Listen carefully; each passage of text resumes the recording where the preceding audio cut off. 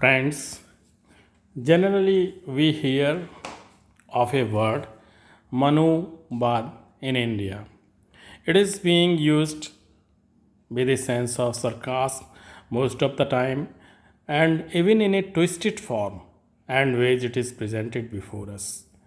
But most of us have failed to understand what happened really with this theory propounded by Manu. We have to understand that when it was published for the first time and a lot of studies were undertaken by the Sanskrit scholars like Max Muller, the world came to know that it was the codified law from India. And since then, much work has been done it. There is no doubt that up to 7th century we feel that our past was very glorious. It was full of glory and many kings ruled over us during that time and their main purpose was to serve the society. But after 7th century onward, we have seen through the pages of history that attacks and assaults after assaults were faced by us. As a result, when we were defeated, so many cruelties were imposed upon us that our forefathers got their head beheaded.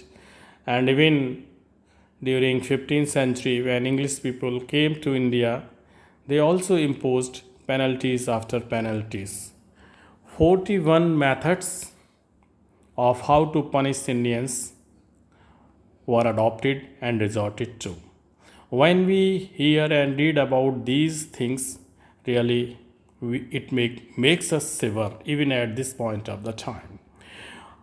Another approach they resorted to was to bring the changes in our sastras, in our scriptures, and one of them was Manu Smriti.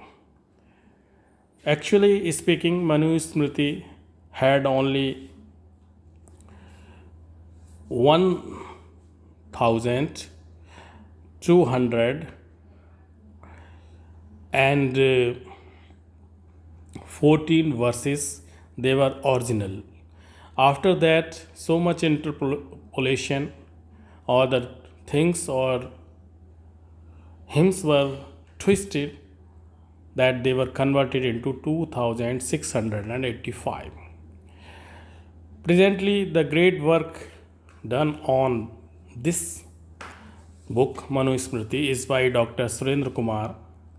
He undertook the studies and proved on the basis of Visay Virodh, Prasang Virodh, Antar Virodh, Punaravriti, Shaili Virodh, Avantar Virodh, and Ved Virodh. 7 points were his guidelines, and when studies were carried out, it was surprising for us to know that 1471 verses were added to it. They were added with a view to create a wedge in the society, to create a stage where the people within the society might fight against one another, and as a result, the system, social especially, will collapse. Keeping this point in view, so much wrongs were imposed in this book. We know that it was Manu who gave the definition of dharma for the first time. He believed that dharma is for the West to be adopted and West to be rejected. The society aimed at the excellence of individuals. Each and every individual was expected to excel in his her fields, and there were 10 tenets. The sloka says like this: Dhrat Chama Damoistyam Soch Indra Nigraha Dhir Vidya Satyam Krodho Daksham Dharma Lakshanam. In other words, we can say सहनशीलता, क्षमा, दम, अस्तेय, शौच, इंद्रिय निग्रह, धी, विद्या, सच्चाई, अक्रोध were the 10 most important tenets for any dharma, and each and every person was expected to work towards excellence, and it was duty of the society to take care of each and every individual. Gita says that the society gives the authority to each and every individual, and it is by dint of his work hard that he excels in a particular field and gets the place in the society.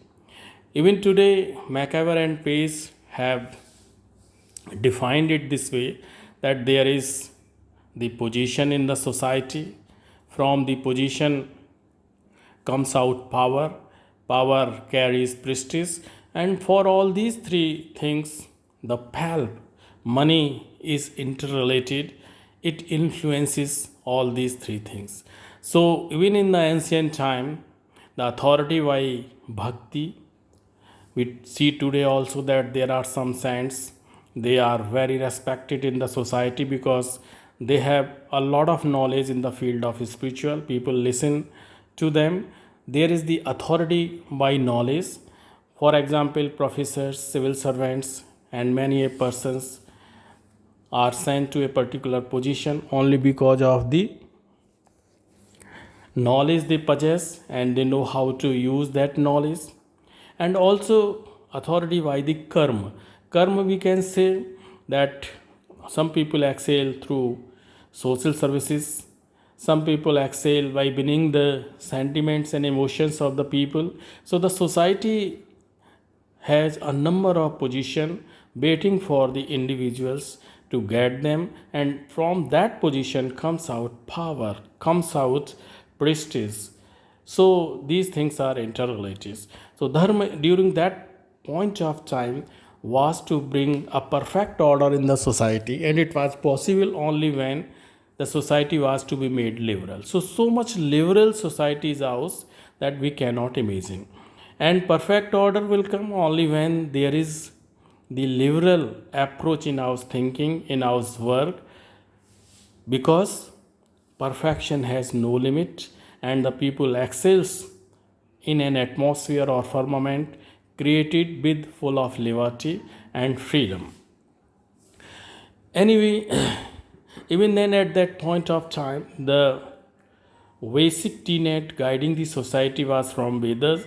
Achar Brihaspati says, if there is a contradiction, definitely the society has to be dependent on the Vedas, and if there is a contradiction in Vedas, then definitely Manusmriti is there.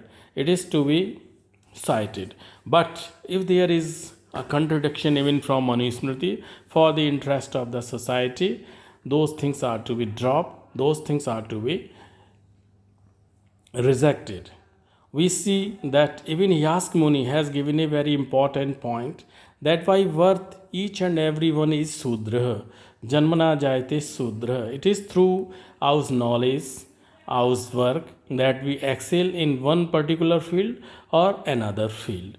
The society cannot create hindrances and obstacles in the path to the progress by individual. Rather, society has to come forward and try to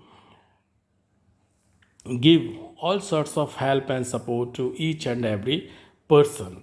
Any person cannot be great by dint of worth. Even those who want to be get Brahmanhood at that time, then three important personality traits like good, karma, swabhav were the deciding factors. If the work was not as per the requirement or requisite need by a particular field, then the person cannot get the place accordingly. There is a very interesting point from Rigveda, which says that there was a family, and each and every member of the family had different type of profession, and still they were respected. So the work, we can say, was not a hindrance. It was rather a guiding point. Each and every individual was free to adopt the profession of his choice.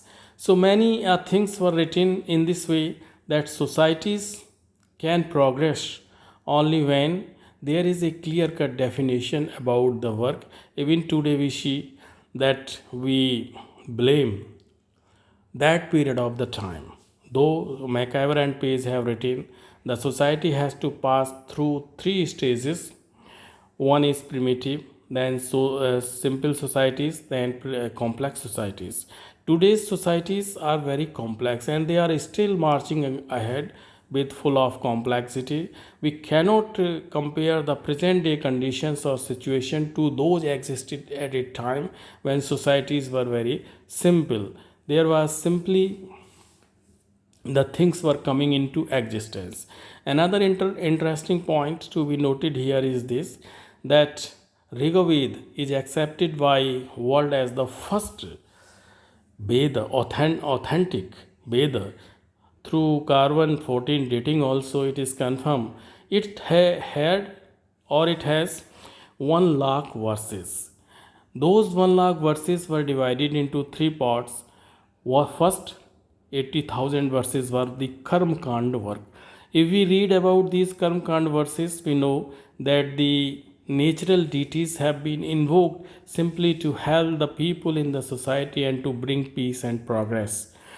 16,000 were the Upasana mantra and 4,000 were the Gyan mantra. Now the American Society Vedic Foundation says that at a time when the world was swinging in the jungle or the forest, the philosophies were being written in India.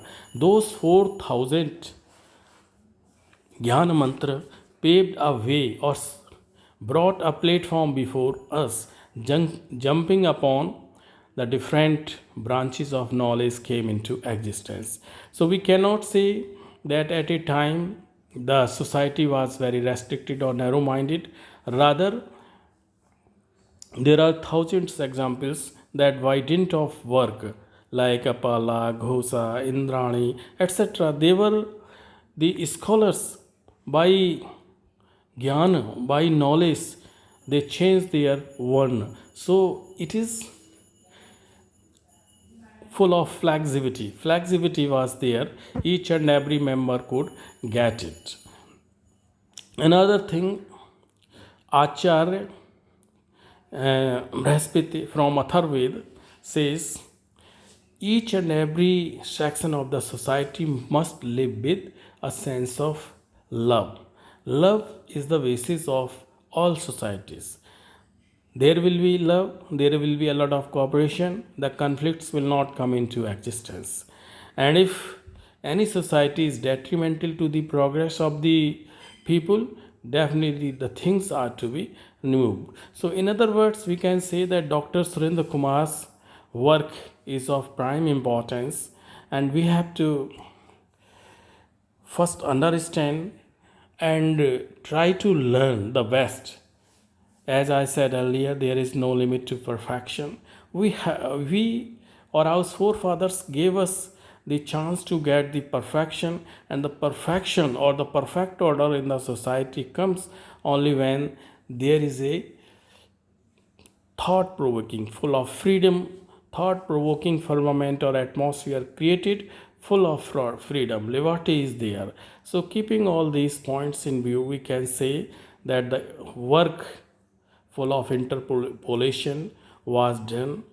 Colonel Bill Durant, Max Muller, Hunter, etc., they tried to bring the change in our mindset.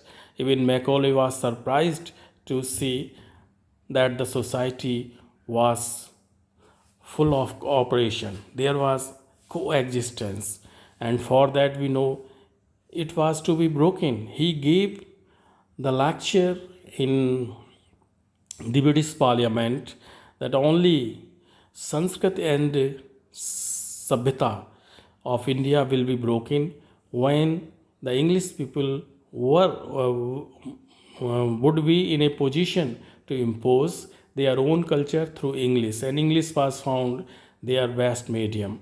Not only so, even we have a look at a book dispatch in 1854. Definitely, the uh, we can say guiding point or the basis was this, that they wanted to bring the European system, because even the labor from India was expected to work according to the style or the pattern adopted by the European. Hunter himself was a great scholar of Sanskrit. He himself did a lot of changes. Filippo Sassetti was the first person who is said to have learned Sanskrit, and the ideas from that time, 15th century onward, were created this way, that the drastic changes must be brought into our thinking, into our sastras, which served as a guiding star. Another thing to be noticed is this, that the stories are everywhere. Even Shakespeare have written stories in his dramas, and they are of no birth, we can say, but stories paves the way for science to come. Imagination is there, things are full of imagination, and on the basis of all these things, science comes with instruments, tries to test the things in the laboratory, and change is brought. H.G. Wells is said to be the precursor of scientific invention and discoveries in the West, because whatever he wrote was full of imagination at that time.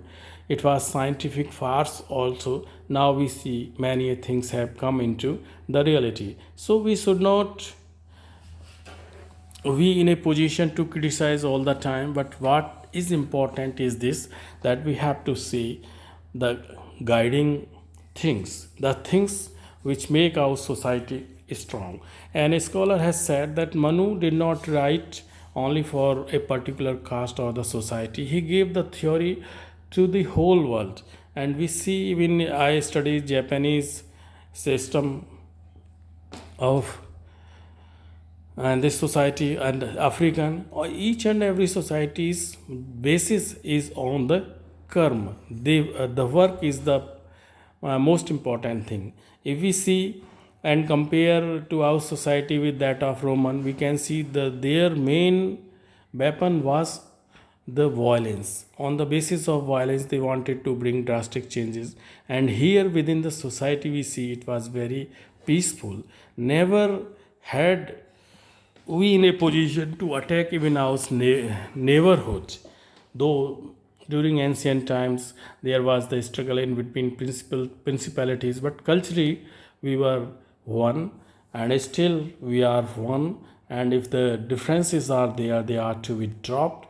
And as I said earlier, what is worst is to be rejected, and what is best is to be adopted, and this will be in the interest of the society. Because if we divide, or if we collapse, definitely it will be very difficult for us, and it will be a great historical mistake.